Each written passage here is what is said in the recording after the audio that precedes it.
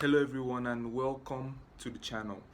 Now let's get down to business. I'm going to be talking about something very important to you, to me, to everyone around us, and this is how to achieve the grand vision we set for ourselves as human beings. Now, we cannot achieve these grand visions that we set for ourselves just by sitting down on the couch and watching TV all day. We need to set goals, and not only setting these goals, we need to achieve these goals. But there's one big problem that every one of us on this planet is faced with, and that is how to achieve these set out goals. On the onset, we write down the goals we want to achieve, line them up and say to ourselves that we are going to do these things so we can become a better version of ourselves. At the end, we slip back into laziness, not being able to complete these goals, sometimes not even being able to start up moving towards these goals so we can achieve our grand vision for ourselves. But now, if you just give me a few minutes of your time, I'm going to give you the secrets to being able to achieve any goal you set out for yourself, no matter how grand, no matter how big it is. Now, I have a friend, and my friend always says something. He always says to me that if you want to be successful in life, that you just need to be successful every single day. And that makes sense, because if you want to be successful in life is just a accumulation of the days into weeks, into months, into years. So if you're successful every day in everything that you set out for yourself, that means you'll be successful in life. You can get anything you want to get as long as you put your mind to it. Everyone has been telling us that since we're little children, our teachers, our parents, everybody. Now, but as individual people, individual beings, we all want to achieve certain things, and it's normal. We want to become the best version of ourselves. Now, for example, a guy sees his friend who is very likable by everyone in the society, like maybe by all their friends, everyone likes him, and then maybe he figures out that this guy is muscular, and then he sets a goal for himself that he's going to start working out, he's going to start eating right, to get to that shape that his friend has. So now he sets a timetable that he work out on Monday, he work out on Wednesday, and he work out on Friday. Now the problem with that now is that most people set out a timetable like that, but they are not able to keep to it.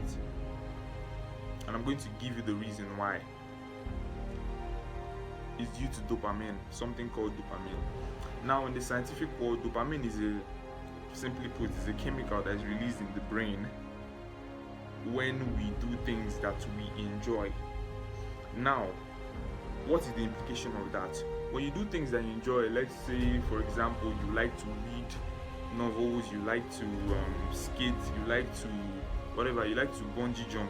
Now, when you're doing those things, dopamine is released in your brain.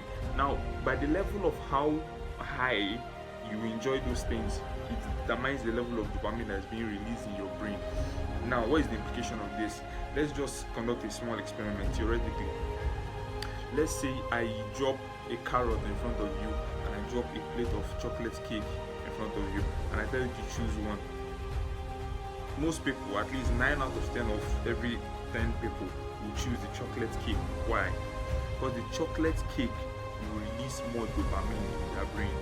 Now, the brain is a very special organ, but the brain always does something. The brain always compares. The brain always finds something to compare with the other thing. Now, in this situation, the brain compared the chocolate cake to the carrot. And during that comparison, he found out that the chocolate cake will give it more dopamine release. That's why most people go for the chocolate cake. Now, in bringing that to a real life situation, you wouldn't really notice that is the principle governing most of the things you do, and this is what is making you slipping back into bad habits and not being able to achieve certain goals that you set out for yourself. Let's say you're a student and you're studying for exam, maybe you're a medical student, and then you tell yourself that I want to become a better student, I want to get higher grades, I want to score higher on tests, and then you say, okay, every day I'll read 4 hours during the daytime, and then in the night I'll read 4 hours. but you find out that maybe you do it the first day, you do it the second day, the third day you start sleeping up. There's a reason behind this. Now that reason is still, as I said in the first time, it's dopamine. Now, what, as I said before, the brain tends to compare and contrast everything we do. So for example, you're a student, you want to get better scores, you want to get better grades, then you keep to the goals you set for yourself. Reading 4 hours every night, you read the 4 hours the first night, you read the 4 hours the second night, and on the third night you something tells you that, okay, I'm tired, I'm this one. Maybe you take up your phone and start chatting, and before you know, you lie down in bed, and before you know, you sleep off. And that, a better example is, you could be reading, and while you're reading, maybe you're 1.5 hours into the studies out of the 4 hours that you slated out for yourself, and then something will tell you, why don't you lie down and take a power nap?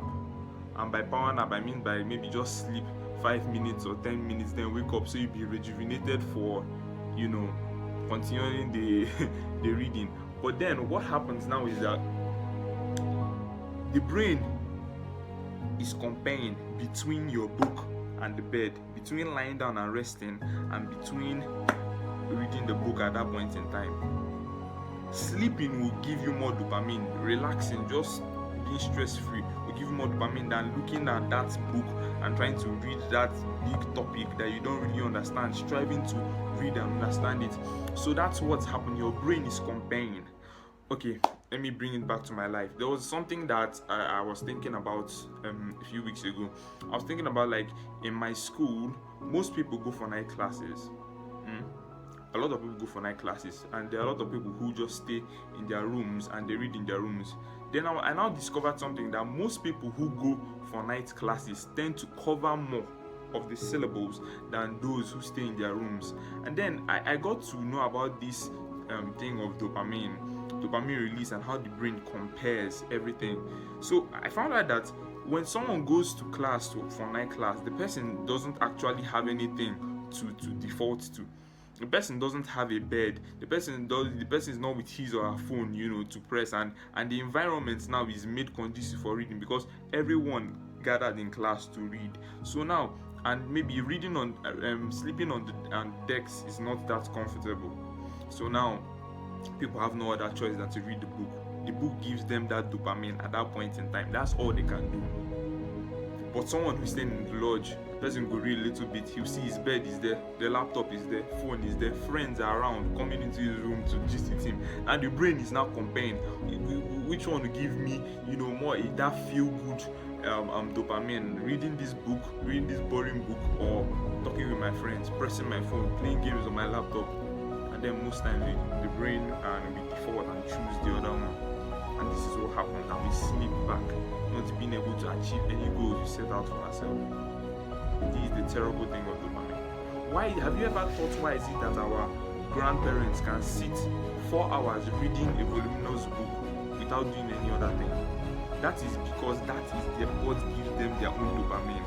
Because they don't have Instagram, they don't have Facebook, they don't have WhatsApp. Even if they are on this platform, they don't really use it, because it was before it's after their time. They're not really interested in Facebook and what is trending and all that.